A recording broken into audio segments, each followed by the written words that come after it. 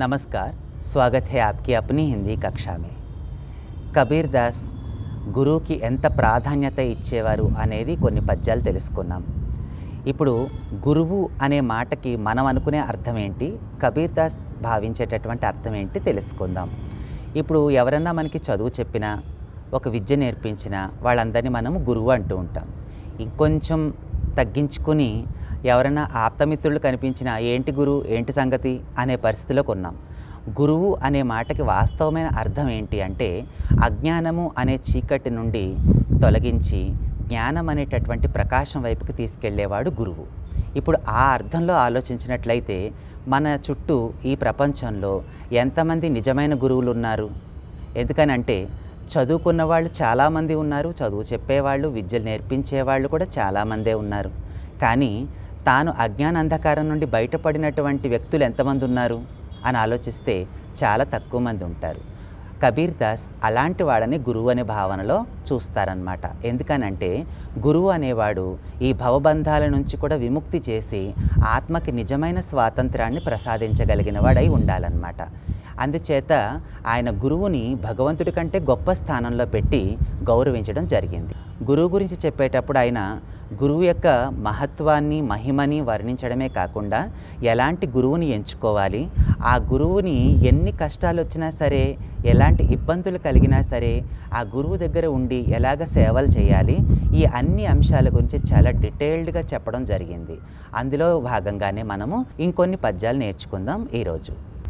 గురు శిష్యుల బంధం ఎలా ఉండాలనేది చెప్తూ ఏమంటున్నారంటే ఆయన, గురు సమాన్ దాతా నహీ, గురు సమాన్ దాతా నహీ, యాచక్ శీష్ సమాన్, గురు సమాన్ దాతా నహీ, యాచక్ శీష్ సమాన్, तीन लोक की संपदा, सो गुरु दीन ही दान, सो गुरु दीन ही दान.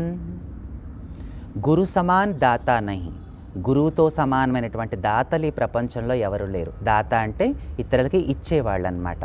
గురువు తనకున్నటువంటి సంపూర్ణ జ్ఞానాన్ని శిష్యుడికి ఇస్తాడు కదా, అంచేత గురువు లాంటి దాతలు ఈ ప్రపంచంలో ఇంకెవరు లేరు.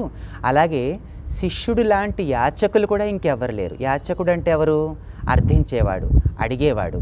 భికారి అంటే ఎవరైనా భికారి చూడండి, నాకు ఏదైనా కొంచెం పెట్టండి అమ్మా అని అడుగుతాడు, కొంచెం పెడితే వెళ్ళిపోతాడు. కానీ శిష్యుడు అలా కాదు.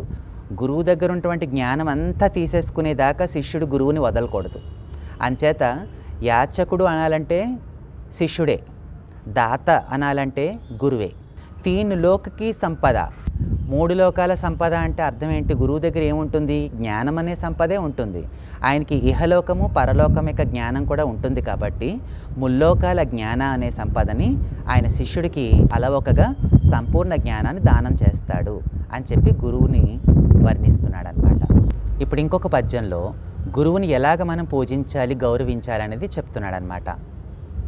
गुरु को सिर पर राखिए, गुरु को सिर पर राखिए, चलिए आज्ञा माही, गुरु को सिर पर राखिए, चलिए आज्ञा माही. कहे कबीर दास को, तीनों लोक भय नाही, तीनों लोक भय नाही. ఈ పద్యంలో కబీర్ దాస్ ఏం చెప్తున్నారంటే, గురువుకో సిర్ పర్ రాఖియే అంటే గురువుని నెత్తి మీద పెట్టుకోండి, అంటే అంత గౌరవించి చూసుకోండి. ఉన్కి ఆజ్ఞా మే హీ చలియే, చలే ఆజ్ఞా మాహి, మాహి అంటే ఇక్కడ మే హీ, గురువు యొక్క ఆజ్ఞానుసారమే నడుచుకోండి. గురువుని తల మీద పెట్టుకొని చూసుకోండి, అంటే ఎంతో గౌరవించి చూసుకోండి. అలా చేసేటటువంటి శిష్యుడు తా దాస్కో, అటువంటి శిష్యుడికి తీనో లోకమే భయ నాహి, మూడు లోకాలలోనూ కూడా భయం లేదు. ఎందుకంటే ఎవరికైతే గురు కృప ఉంటుందో, లేకపోతే గురువు యొక్క ఆశీర్వాదం ఉంటుందో అటువంటి వాళ్ళకి ఎక్కడా కూడా ఎదురు అనేది లేదు, భయం అనేది లేదు, శాపం అనేది రాదు. ఇది ఆయన యొక్క భావం అన్నమాట. गुरु को कीजिए दंडवत, गुरु को कीजिए दंडवत, कोटि कोटि प्रणाम। गुरु को कीजिए दंडवत, कोटि कोटि प्रणाम।